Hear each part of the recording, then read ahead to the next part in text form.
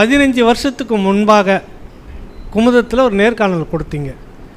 ஈழ இன விடுதலைக்கு இந்தியாவை எப்போதும் நம்பக்கூடாது அப்படின்றது ஒரு அழுத்தமான உங்களுடைய அந்த கருத்து பதிவு. இதை தாண்டி வேற ஒரு வழியை பார்க்கணும், விடுதலை தேடக்கூடிய மக்கள் வேற ஒரு வழியை வேறு நாடுகள் மூலமாக பார்க்கணும்னு சொல்லியிருந்தீங்க.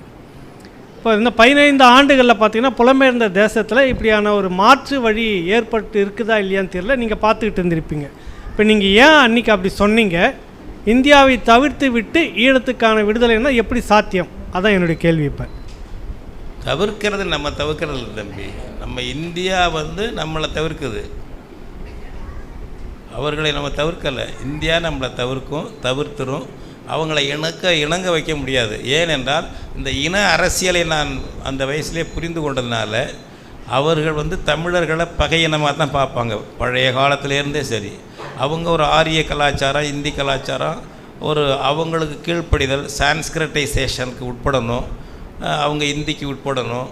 அப்படிப்பட்ட அவங்க தான் வடநாட்டு, அவங்க கையில் தான் ஆட்சி, இந்திய அரசு இருக்கிறது அவங்க கையில் தான். அதோடு இணங்கி போய் அதுக்கு சர்வ் பண்ணுறவர் தான் மோடி. அதனால் அவரை வச்சுக்கிட்டு இருக்காங்க. நாளைக்கு மாற்றினாலும் மாற்றிக்கலாம்.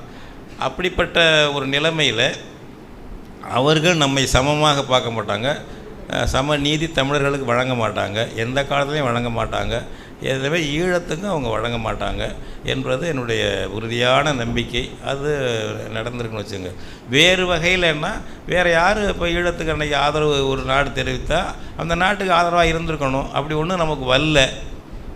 இந்தியா கோச்சிங் மேலாம் ஒதுங்க வேண்டிய அவசியம் கிடையாது. ஈழத்தை பொறுத்தவரை நம்ம தமிழ்நாட்டு நிலைமை வேறு, ஈழத்தை பொறுத்தவரை அப்படி ஒன்றும் இல்லை. அதுக்கெல்லாம் முயற்சி பண்ணுனாங்க. அப்படியெல்லாம் ஒன்றும் எந்த நாடும் ஒரு பெரிய இந்தியா மார்க்கெட்டை பகைச்சிக்கிட்டு ஒரு 35 லட்சம் மக்களுக்காக உதவி பண்ணுறதுக்கு எவனும் மனிதநேய அடிப்படையிலையோ ஜனநாயக அடிப்படையிலையோ உலகம் எங்கேயும் கிடையாது.